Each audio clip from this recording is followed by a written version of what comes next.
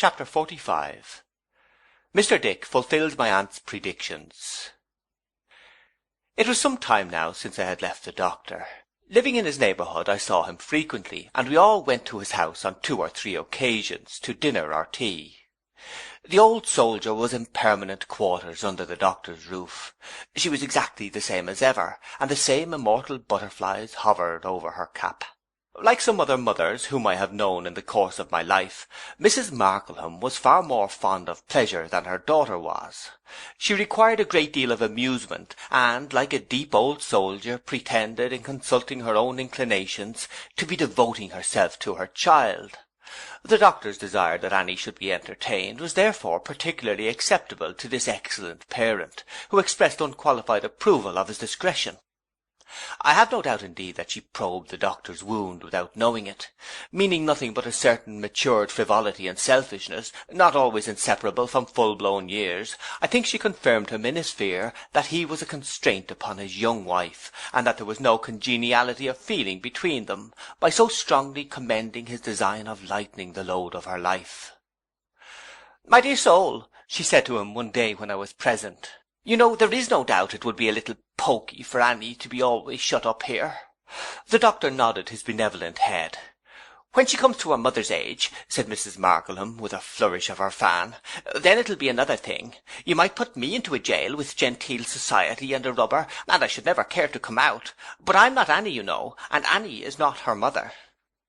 Surely, said the doctor. "You are the best of creatures. No, I beg your pardon," for the doctor made a gesture of deprecation. "I must say before your face, as I always say behind your back, you are the best of creatures. But of course you don't, now do you, enter into the same pursuits and fancies as Annie?" "No," said the doctor in a sorrowful tone. "No, of course not," retorted the old soldier. "Take your dictionary, for example. What a useful work a dictionary is, but what a necessary work! The meanings of words. Without Dr. Johnson, or somebody of that sort, we might have been at this present moment calling an Italian iron a bedstead. But we can't expect a dictionary, especially when it's making, to interest Annie, can we?" The doctor shook his head. "And that's why I so much approve," said Mrs. Markleham, tapping him on the shoulder with her shut-up fan, "of your thoughtfulness. It shows that you don't expect, as many elderly people do expect, old heads on young shoulders. You have studied Annie's character, and you understand it. That's what I find so charming." Even the calm and patient face of Dr. Strong expressed some little sense of pain, I thought, under the infliction of these compliments.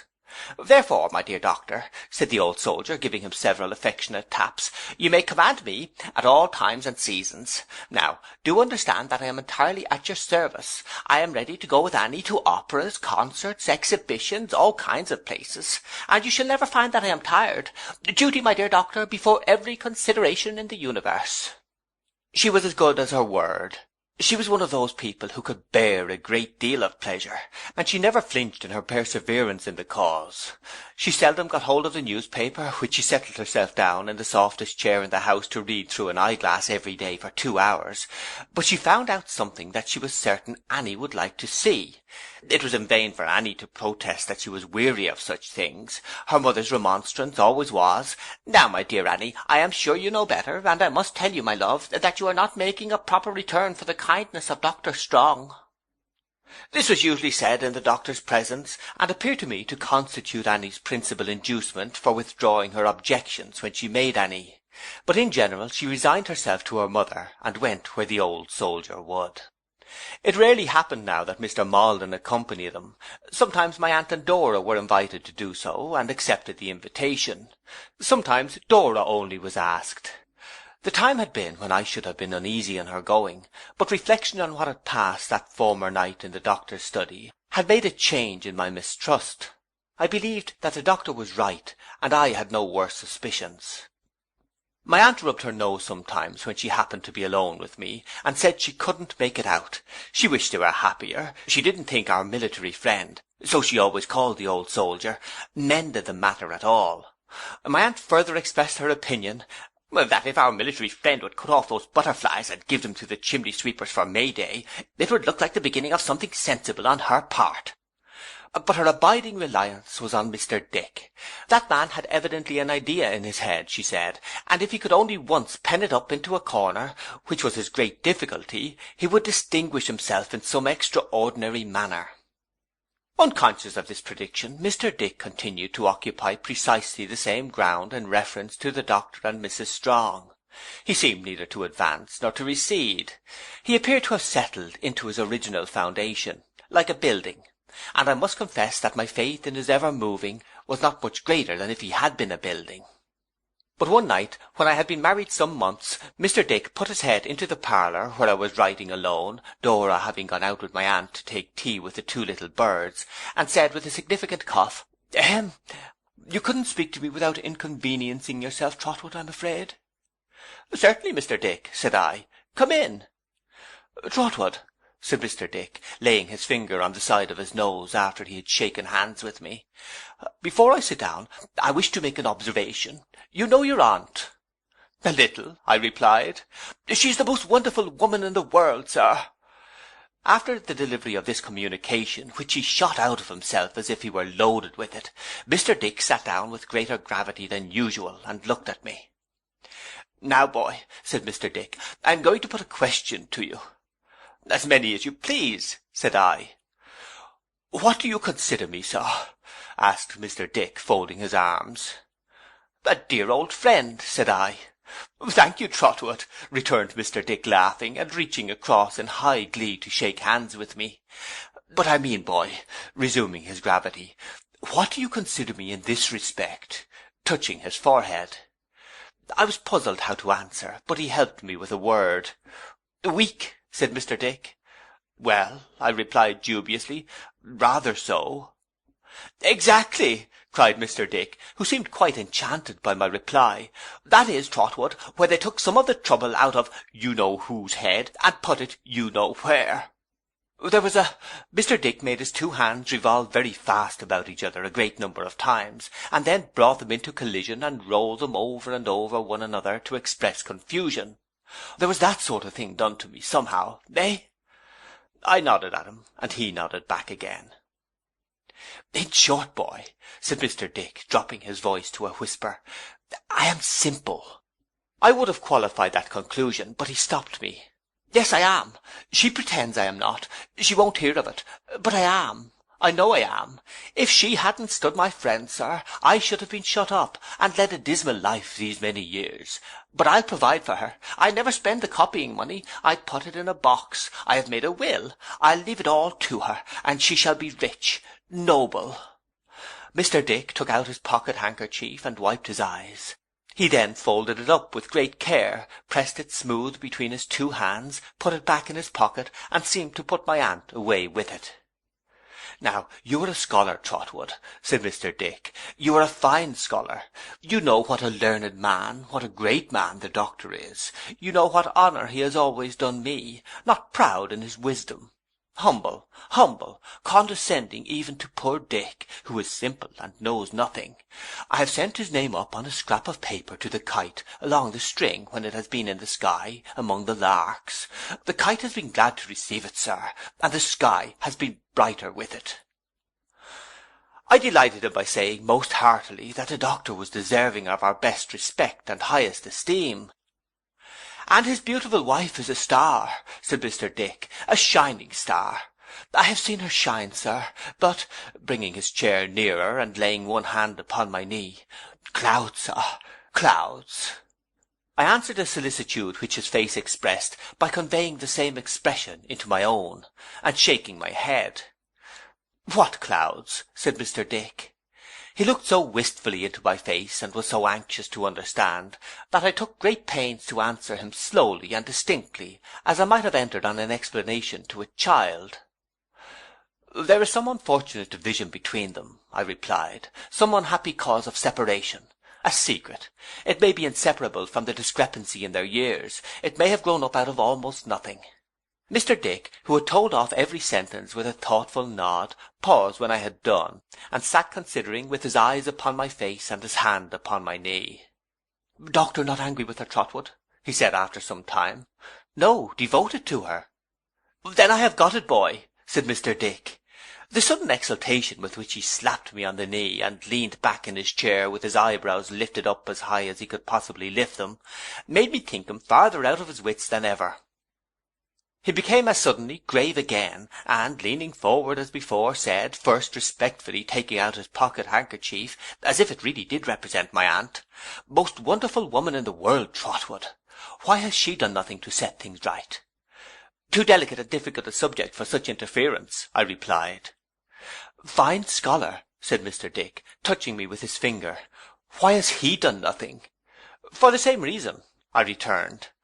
"Then I have got it, boy," said Mr. Dick, and he stood up before me, more exultingly than before, nodding his head and striking himself repeatedly on the breast, until one might have supposed that he had nearly nodded and struck all the breath out of his body. "A poor fellow with a craze, sir," said Mr. Dick, "a simpleton, a weak-minded person, pleasant company, you know," striking himself again, "may do what wonderful people may not do. I'll bring them together, boy. I'll try. They'll not blame me. They'll not object to me. They'll not mind what I do, if it's wrong. I'm only Mr. Dick, and who minds Dick? Dick's nobody. Phew!" He blew a slight contemptuous breath, as if he blew himself away. It was fortunate he had proceeded so far with his mystery, for we heard the coach stop at the little garden gate which brought my aunt and Dora home. "Not a word, boy," he pursued in a whisper. "Leave all the blame with Dick. Simple Dick. Mad Dick. I have been thinking, sir, for some time that I was getting it. Now I have got it. After what you have said to me, I am sure I have got it. All right?" Not another word did Mr. Dick utter on the subject, but he made a very telegraph of himself for the next half-hour, to the great disturbance of my aunt's mind, to enjoin inviolable secrecy on me.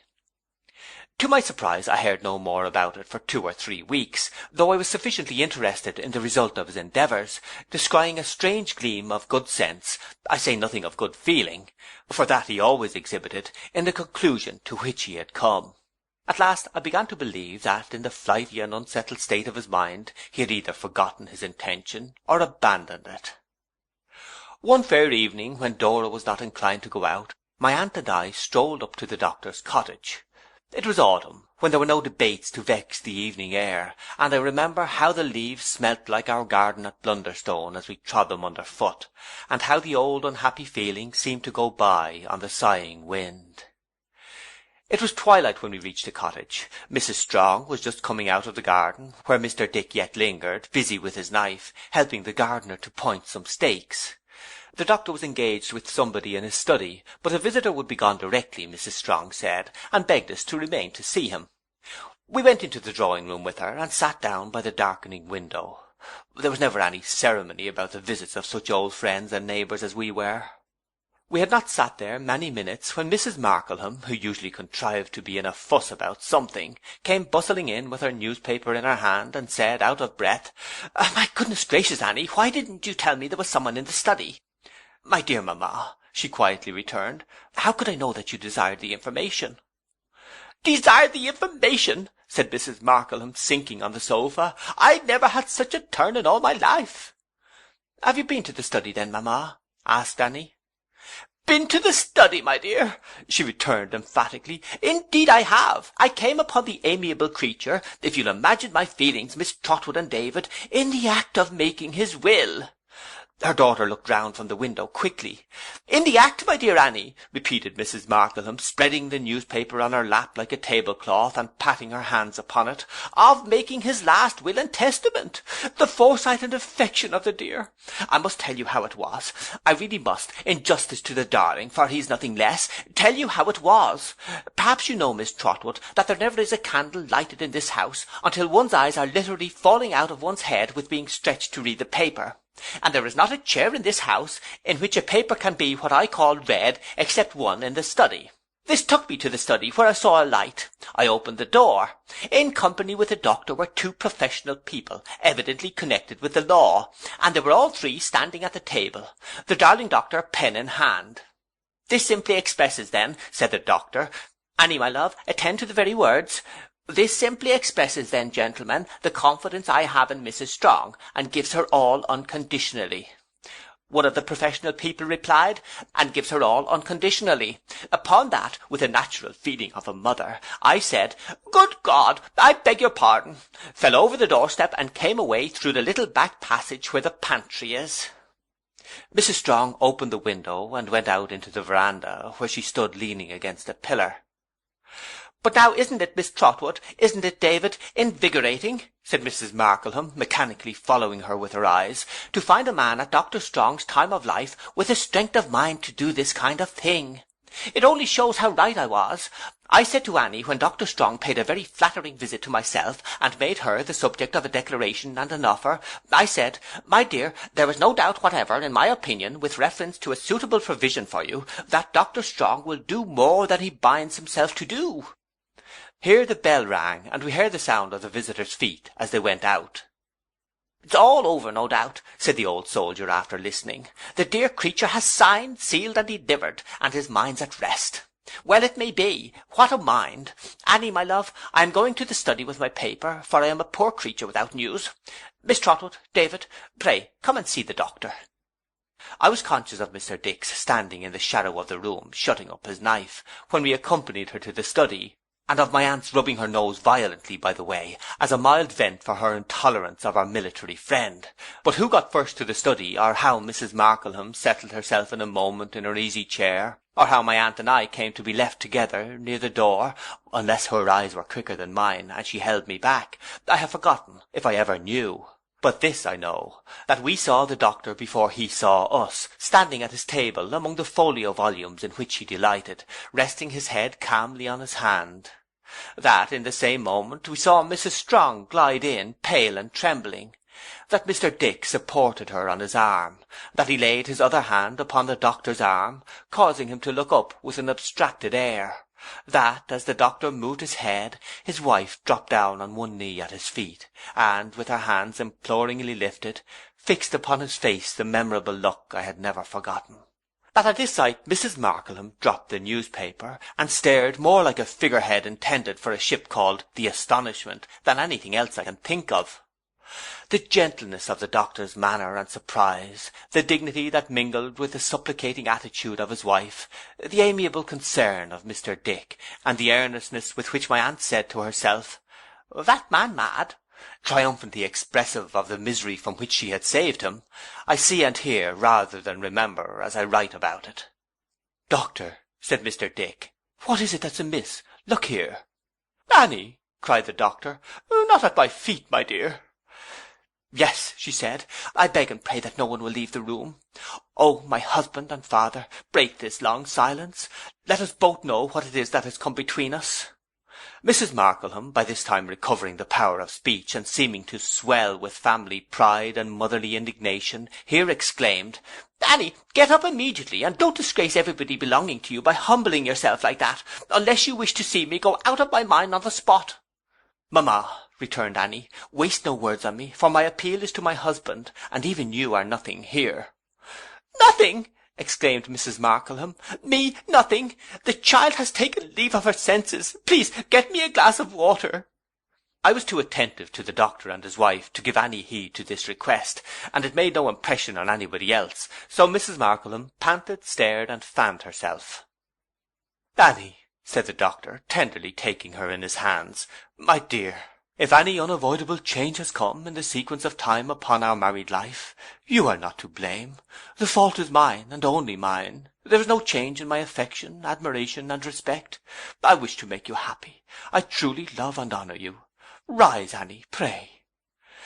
But she did not rise. After looking at him for a little while, she sank down closer to him, laid her arm across his knee, and dropping her head upon it, said, "If I have any friend here who can speak one word for me or for my husband in this matter, if I have any friend here who can give a voice to any suspicion that my heart has sometimes whispered to me, if I have any friend here who honours my husband, or has ever cared for me, and has anything within his knowledge, no matter what it is, that may help to mediate between us, I implore that friend to speak." There was a profound silence. After a few moments of painful hesitation, I broke the silence. Mrs. Strong, said I, there is something within my knowledge which I have been earnestly entreated by Dr. Strong to conceal, and have concealed until tonight. But I believe the time has come when it would be mistaken faith and delicacy to conceal it any longer, and when your appeal absolves me from his injunction. She turned her face towards me for a moment, and I knew I was right. I could not have resisted its entreaty if the assurance that it gave me had been any less convincing. Our future peace, she said, may be in your hands. I trusted confidently to your not suppressing anything. I know beforehand that nothing you or anyone can tell me will show my husband's noble heart in any other light than one. Howsoever it may seem to you to touch me, disregard that. I will speak for myself before him, and before God afterwards. Thus earnestly besought, I made no reference to the doctor for his permission, but without any other compromise of the truth than a little softening of the coarseness of Uriah Heep, related plainly what had passed in that same room that night. The staring of Mrs. Markleham during the whole narration, and the shrill, sharp interjections with which she occasionally interrupted it, defy description. When I had finished, Annie remained for some few moments silent, with her head bent down as I have described. Then she took the doctor's hand, he was sitting in the same attitude as when we had entered the room, and pressed it to her breast and kissed it. Mr. Dick softly raised her, and she stood, when she began to speak, leaning on him and looking down upon her husband, from whom she never turned her eyes. All that has ever been in my mind since I was married, she said in a low, submissive, tender voice, I will lay bare before you. I could not live and have one reservation, knowing what I know now. Nay, Annie, said the doctor mildly, I have never doubted you, my child. There is no need, my dear. There is great need, she answered in the same way, that I should open my whole heart before the soul of generosity and truth, whom, year by year and day by day, I have loved and venerated more and more, as heaven knows. Really, interrupted Mrs. Markleham, if I have any discretion at all— Which you haven't, you marplot, observed my aunt in an indignant whisper. I must be permitted to observe that it cannot be requisite to enter into these details. None but my husband can judge of that, mamma, said Annie, without removing her eyes from his face, and he will hear me. If I say anything to give you pain, mamma, forgive me. I have borne pain first, often and long, myself. Upon my word, gasped Mrs. Markleham. When I was very young, said Annie, quite a little child, my first associations with knowledge of any kind were inseparable from a patient friend and teacher, the friend of my dead father, who was always dear to me. I can remember nothing that I know without remembering him. He stored my mind with its first treasures, and stamped his character upon them all.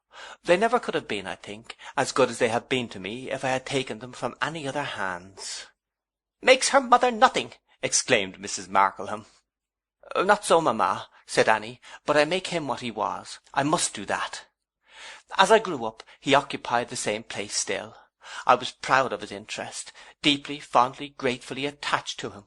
I looked up to him, I can hardly describe how, as a father, as a guide, as one whose praise was different from all other praise, as one in whom I could have trusted and confided if I had doubted all the world. You know, mamma, how young and inexperienced I was when you presented him before me, of a sudden, as a lover. I have mentioned the fact 50 times at least to everybody here, said Mrs. Markleham. Then hold your tongue for the Lord's sake, and don't mention it any more, muttered my aunt. It was so great a change, so great a loss, I felt it at first, said Annie, still preserving the same look and tone, that I was agitated and distressed. I was but a girl, and when so great a change came in the character in which I had so long looked up to him, I think I was sorry. But nothing could have made him what he used to be again, and I was proud that he should think me so worthy, and we were married. At St. Alphege, Canterbury, observed Mrs. Markleham. Confound the woman, said my aunt, she won't be quiet. I never thought, proceeded Annie, with a heightened colour, of any worldly gain that my husband would bring me. My young heart had no room in its homage for any such poor reference. Mamma, forgive me when I say that it was you who first presented to my mind the thought that anyone could wrong me, and wrong him by such a cruel suspicion. Me? cried Mrs. Markleham. Ah, you to be sure, observed my aunt, and you can't fan it away, my military friend. It was the first unhappiness of my new life, said Annie. It was the first occasion of every unhappy moment I have known. These moments have been more of late than I can count, but not, my generous husband, not for the reason you suppose, for in my heart there is not a thought, a recollection, or a hope that any power could separate from you. She raised her eyes and clasped her hands, and looked as beautiful and true, I thought, as any spirit. The doctor looked on her henceforth as steadfastly as she on him. Mamma is blameless, she went on, of having ever urged you for herself, and she is blameless in intention every way, I am sure. But when I saw how many importunate claims were pressed upon you in my name, how you were traded on in my name, how generous you were, and how Mr. Wickfield, who had your welfare very much at heart, resented it, the first sense of my exposure to the mean suspicion that my tenderness was bought and sold to you, of all men on earth, fell upon me like unmerited disgrace, in which I forced you to participate. I cannot tell you what it was, mamma cannot imagine what it was, to have this dread and trouble always on my mind, yet know in my own soul that on my marriage day I crown the love and honour of my life. "A specimen of the thanks one gets," cried Mrs. Markleham in tears, "for taking care of one's family. I wish I was a Turk." "I wish you were with all my heart, and in your native country," said my aunt. It was at that time that mamma was most solicitous about my cousin Maldon. I had liked him. She spoke softly, but without any hesitation, very much. We had been little lovers once. If circumstances had not happened otherwise, I might have come to persuade myself that I really loved him, and might have married him, and been most wretched. There can be no disparity in marriage like unsuitability of mind and purpose. I pondered on those words, even while I was studiously attending to what followed, as if they had some particular interest, or some strange application that I could not divine. There can be no disparity in marriage like unsuitability of mind and purpose. No disparity in marriage like unsuitability of mind and purpose. "There is nothing," said Annie, "that we have in common. I have long found that there is nothing. If I were thankful to my husband for no more, instead of for so much, I should be thankful to him for having saved me from the first mistaken impulse of my undisciplined heart." She stood quite still before the doctor, and spoke with an earnestness that thrilled me, yet her voice was just as quiet as before. When he was waiting to be the object of your munificence, so freely bestowed for my sake, and when I was unhappy in the mercenary shape I was made to wear, I thought it would have become him better to have worked his own way on. I thought that if I had been he, I would have tried to do it, at the cost of almost any hardship. But I thought no worse of him until the night of his departure for India. That night I knew he had a false and thankless heart. I saw a double meaning then in Mr. Wickfield's scrutiny of me. I perceived for the first time the dark suspicion that shadowed my life. "Suspicion, Annie?" said the doctor. "No, no, no." "In your mind there was none, I know, my husband," she returned. "And when I came to you that night to lay down all my load of shame and grief, and knew that I had to tell you that underneath your roof one of my own kindred, to whom you had been a benefactor, for the love of me, had spoken to me words that should have found no utterance, even if I had been the weak and mercenary wretch he thought me, my mind revolted from the taint the very tale conveyed. It died upon my lips, and from that hour till now has never passed them." Mrs. Markleham, with a short groan, leaned back in her easy-chair, and retired behind her fan, as if she were never coming out any more. I have never, but in your presence, interchanged a word with him from that time, then only when it has been necessary for the avoidance of this explanation. Years have passed since he knew from me what his situation here was. The kindness you have secretly done for his advancement, and then disclosed to me for my surprise and pleasure, have been, you will believe, but aggravations of the unhappiness and burden of my secret. She sunk down gently at the doctor's feet, though he did his utmost to prevent her, and said, looking up tearfully into his face, "Do not speak to me yet. Let me say a little more. Right or wrong, if this were to be done again, I think I should do just the same. You never can know what it was to be devoted to you, with those old associations, to find that anyone could be so hard as to suppose that the truth of my heart was bartered away, and to be surrounded by appearances confirming that belief. I was very young, and had no adviser. Between mamma and me, in all relating to you, there was a wide division. If I shrunk into myself, hiding the disrespect I had undergone, it was because I honoured you so much, and so much wished that you should honour me. Annie, my poor heart, said the doctor, my dear girl. A little more, a very few words more. I used to think there were so many whom you might have married, who would not have brought such charge and trouble on you. I used to be afraid that I had better have remained your pupil, and almost your child. I used to fear that I was so unsuited to your learning and wisdom. If all this made me shrink within myself, as indeed it did, when I had that to tell, it was still because I honoured you so much, and hoped that you might one day honour me. That day has shone this long time, Annie, said the doctor, and can have but one long night, my dear. Another word. I afterwards meant, steadfastly meant, and purposed to myself, to bear the whole weight of knowing the unworthiness of one to whom you have been so good. And now a last word, dearest and best of friends. The cause of the late change in you, which I have seen with so much pain and sorrow, and have sometimes referred to my old apprehension, at other times to lingering suppositions nearer to the truth, has been made clear tonight, and by an accident I have also come to know tonight the full measure of your noble trust in me, even under that mistake. I do not hope that any love and duty I may render in return will ever make me worthy of your priceless confidence. But with all this knowledge fresh upon me, I can lift my eyes to this dear face, revered as a father's, loved as a husband's, sacred to me in my childhood as a friend's, and solemnly declare that in my lightest thought I have never wronged you, never wavered in the love and the fidelity I owe you. She had her arms around the doctor's neck, and he leaned his head down over her, mingling his grey hair with her dark brown tresses. "Oh, hold me to your heart, my husband. Never cast me out. Do not think or speak of disparity between us, for there is none, except in all my imperfections. Every succeeding year I have known this better, as I have esteemed you more and more. Oh, take me to your heart, my husband, for my love is founded on a rock, and it endures." In the silence that ensued, my aunt walked gravely up to Mr. Dick, without at all hurrying herself, and gave him a hug and a sounding kiss. And it was very fortunate, with a view to his credit, that she did so, for I am confident that I detected him in that moment in the act of making preparations to stand on one leg, as an appropriate expression of delight. "You are a very remarkable man, Dick," said my aunt, with an air of unqualified approbation, "and never pretend to be anything else, for I know better." With that my aunt pulled him by the sleeve, and nodded to me, and we three stole quietly out of the room and came away. "That's a settler for our military friend, at any rate," said my aunt on the way home. "I should sleep the better for that, if there was nothing else to be glad of." "She was quite overcome, I am afraid," said Mr. Dick, with great commiseration. "What? Did you ever see a crocodile overcome?" inquired my aunt. "I don't think I ever saw a crocodile," returned Mr. Dick mildly. "There never would have been anything the matter if it hadn't been for that old animal," said my aunt, with strong emphasis. "It's very much to be wished that some mothers would leave their daughters alone after marriage, and not be so violently affectionate.